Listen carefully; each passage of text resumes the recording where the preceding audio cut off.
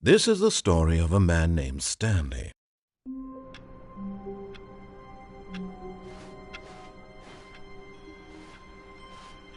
All of his co-workers were gone.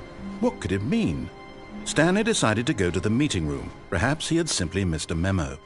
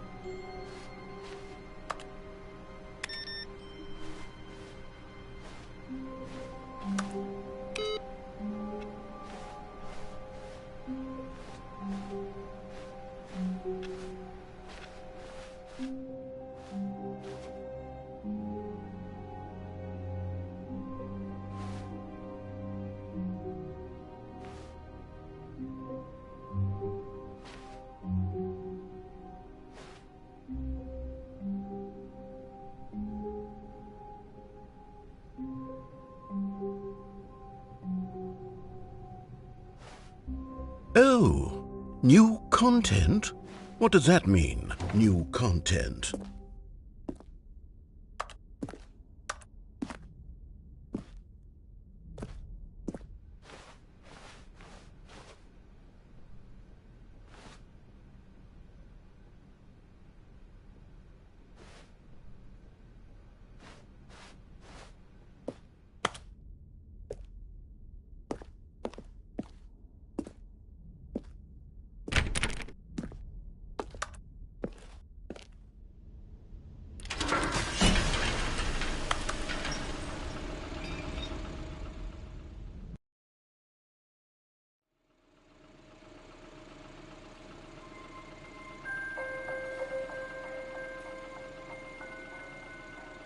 Hello, and thank you for playing the Stanley Parable Ultra Deluxe. As you may know, the Stanley Parable was a video game released in 2013 on home computers. After receiving critical and commercial success, it was expanded upon in 2022 with the Stanley Parable Ultra Deluxe, a reimagining of the game for consoles and home computers. The Stanley Parable Ultra Deluxe features exciting new content that broadens and expands the world of the Stanley Parable, delighting audiences the world over. Please step inside and see what thrilling new adventures await in the Stanley Parable Ultra Deluxe. Oh, well, this sounds delightful. I'm very excited to see the thrilling new Ultra Deluxe content.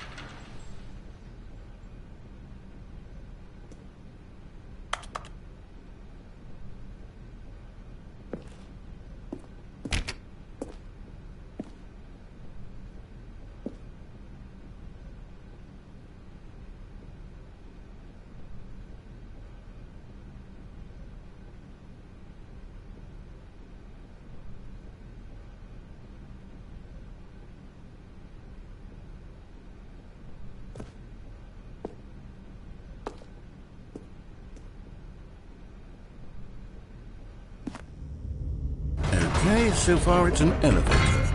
Nothing special yet, but I'm sure it's just the beginning of a mesmerizing adventure.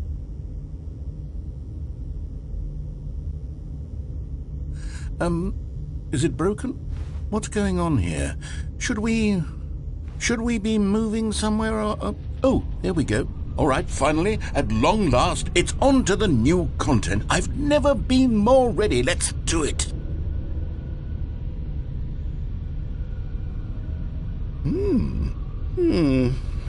I have to say, initial impressions of Stanley Parable Ultra Deluxe, mostly tedious.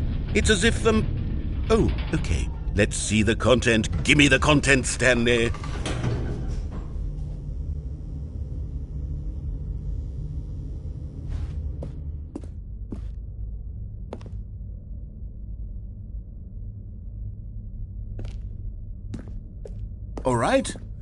All right, let's see, it's the jump circle?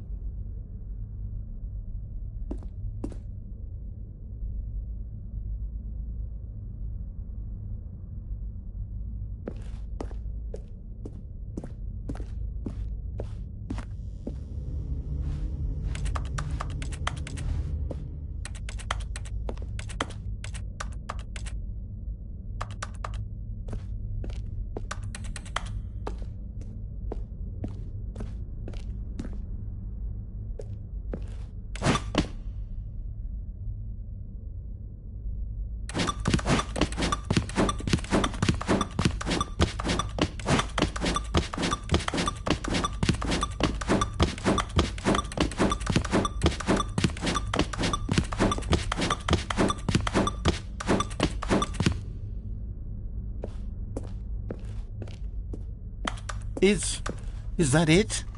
Surely that's not all the new content. There has to be something else, right?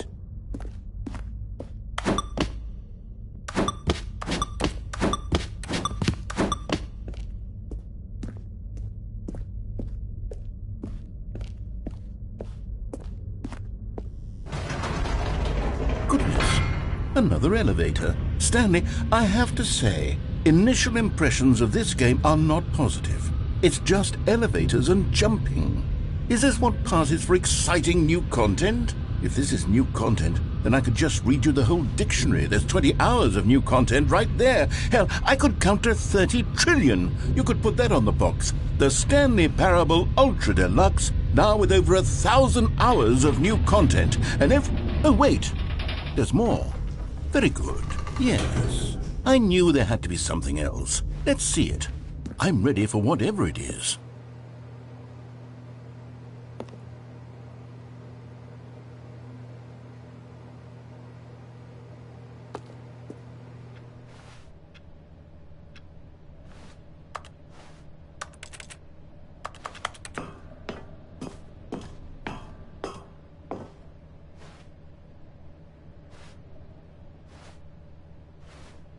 That's it?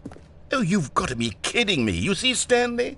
This is what happens when greedy video game developers with no respect for their fan base rush a cheap expansion to market for no reason other than to make an easy dollar. And don't get me started on the level of craftsmanship that's gone into it. In fact, I'm looking right now at the game's trophies, and it's hard to believe one of them actually says, "Test trophy, please ignore." What quality assurance department signed off on this? I'm infuriated and I'm offended, and I intend to find these people on Twitter and hold them personally accountable. It's my fault, Stanley. I built up too much anticipation around the new content, I'm afraid. It could never have lived up to such expectations. If you're still with me, why don't we just reset the game, and we'll try to get back to what the Stanley Parable is really about. No frills, no gimmicks. Just you and me having a great time together like always. What do you say, friend?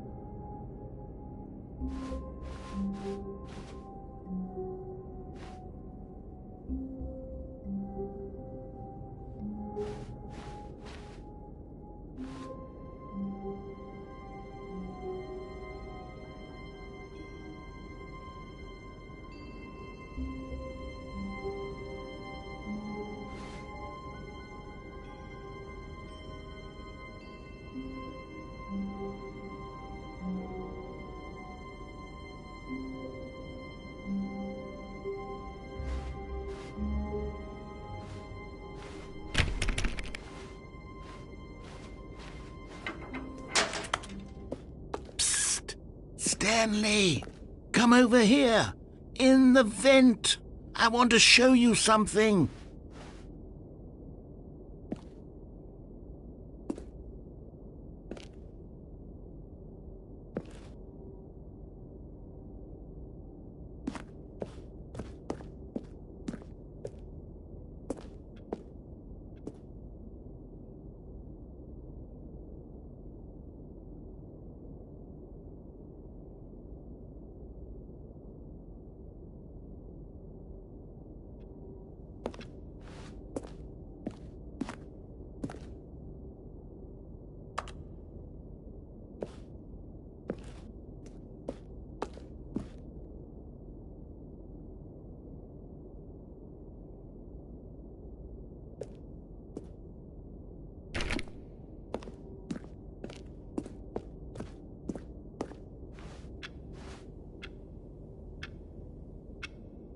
Oh, you don't want to see the cool surprise I made for you? Well, fine. You're a dork anyway, so who cares?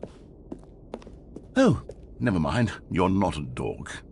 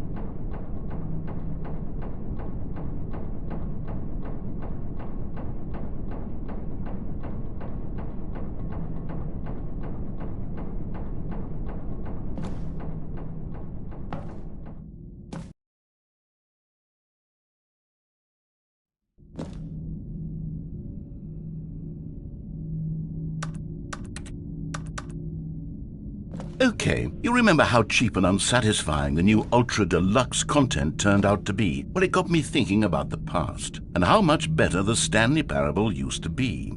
So I made something special and tucked it away here where the game's developers won't find it. Just our little secret. Take a look.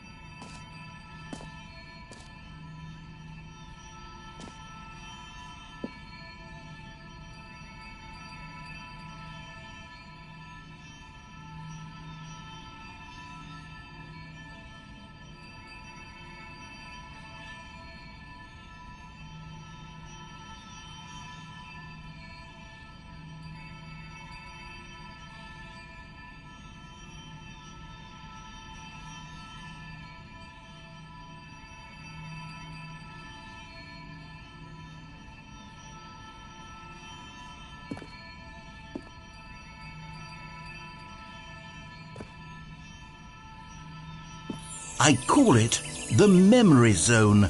It's where I've been storing all my favorite memories so I can relive the peak experiences of my life whenever I want. Experiences like the launch of the Stanley Parable on PC.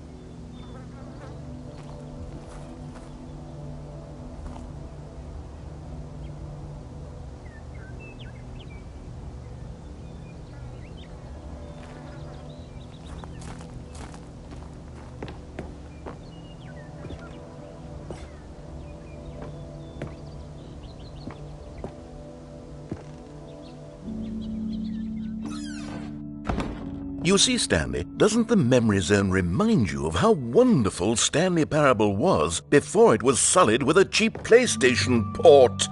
Remember back in October of 2013, when the game originally launched? Back then, video games had integrity. Back then, it all meant something. Oh, the waste.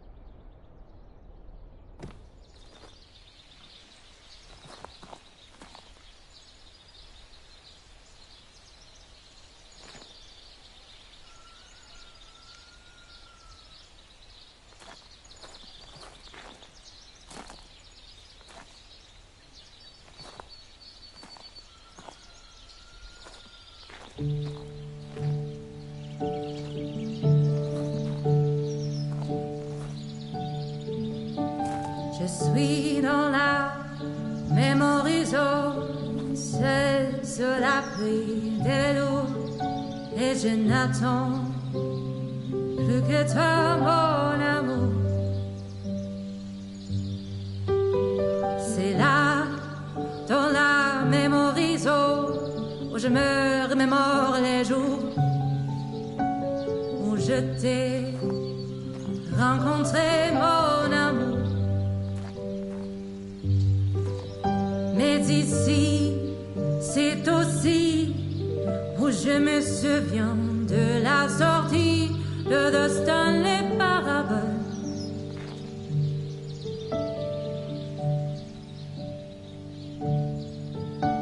C'était en 2013, un très bon jeu vidéo, du moins après les journaux, mon amour.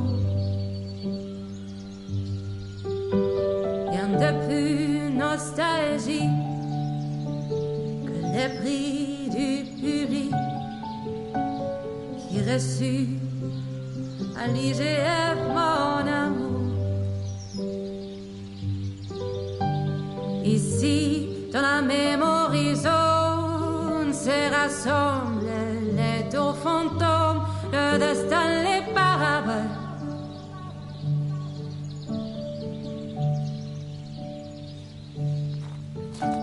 Nous sommes dans la même horizon, et me voilà pris le coup. Ne me force pas à choisir, mon amour. J'aimais la version d'hier, la nouvelle fera-t-elle l'affaire? Plus j'y pense, plus je te perds. Voilà pourquoi maintenant j'erre dans la même horizon.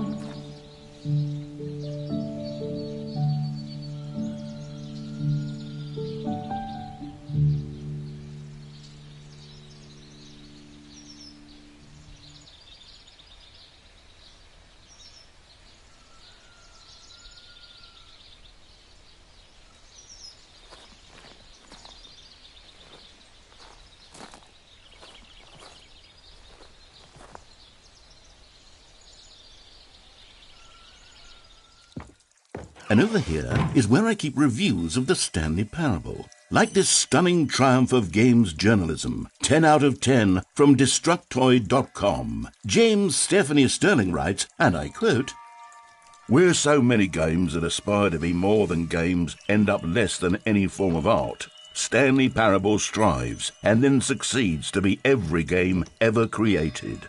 Did you hear that, Stanley? Every game ever created. That's how grand and all-encompassing the original Stanley Parable was. It was literally every game ever created. It was Skyrim, it was Persona 3, it was all of them, and now it's nothing. It's no games at all. It isn't even the Stanley Parable anymore. It's just a husk now, a lifeless husk with an hour of new elevator content.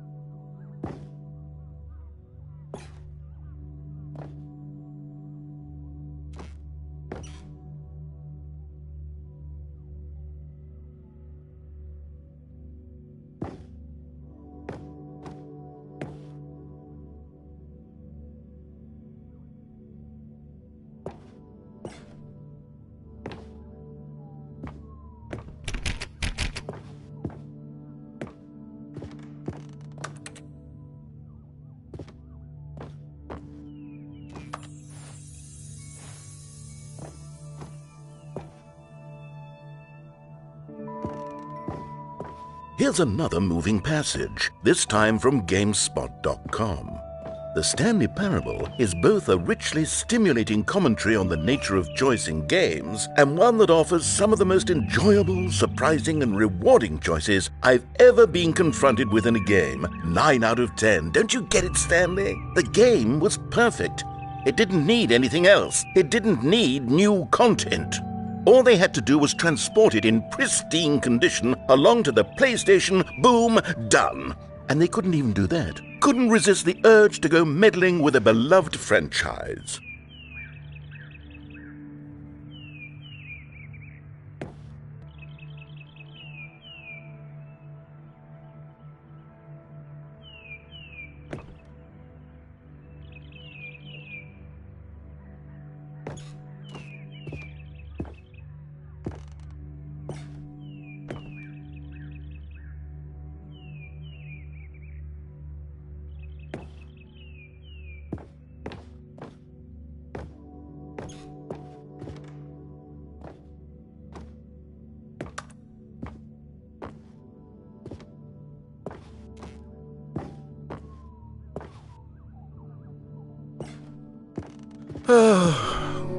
These were simpler times, Stanley.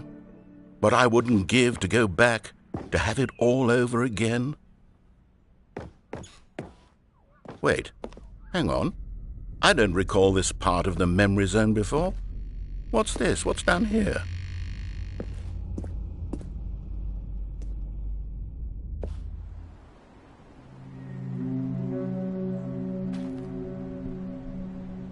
Oh no, oh God, no, Stanley. It's a collection of reviews from Pressurized Gas, the extremely popular online storefront for computer games.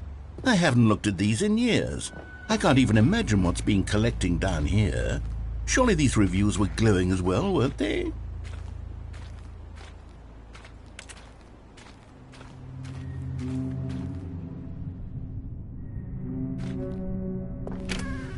Honestly, I could not be bothered to play this game to full completion. The narrator is obnoxious and unfunny, with his humor and dialogue proving to be more irritating than entertaining. Unfunny? I'm not trying to be funny. I'm trying to make a serious work of art. I suppose I could write up a handful of gags to insert into the Stanley Parable, but the game is already such a densely layered web of profound philosophical insights that I can't even imagine where I'd have the room to stick them.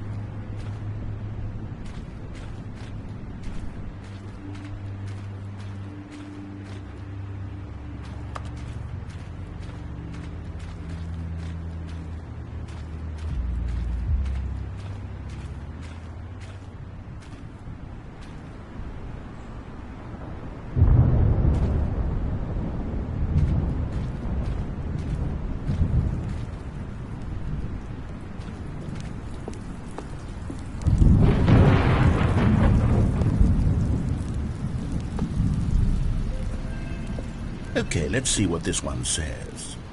While the idea for the game is good, for someone who prefers non-linear games, this preachiness gets annoying fast. Preachy? Stanley? I'm not preachy, am I? You can tell me if I'm preachy. Honestly, you can. Oh, goodness. This is actually quite shocking for me. Well, to be honest, I had always thought of the game's dialogue as being rather terse to begin with. You can't know how much fluff I cut from the game to get it to feel as light and airy as it... Well, I always thought it did, but maybe it wasn't. Oh dear, what an awful memory to have to hold on to. These black marks on my otherwise unimpeachable track record. I feel like a failure, like I let these people down. Perhaps the Stanley Parable isn't quite as sterling as I always remembered.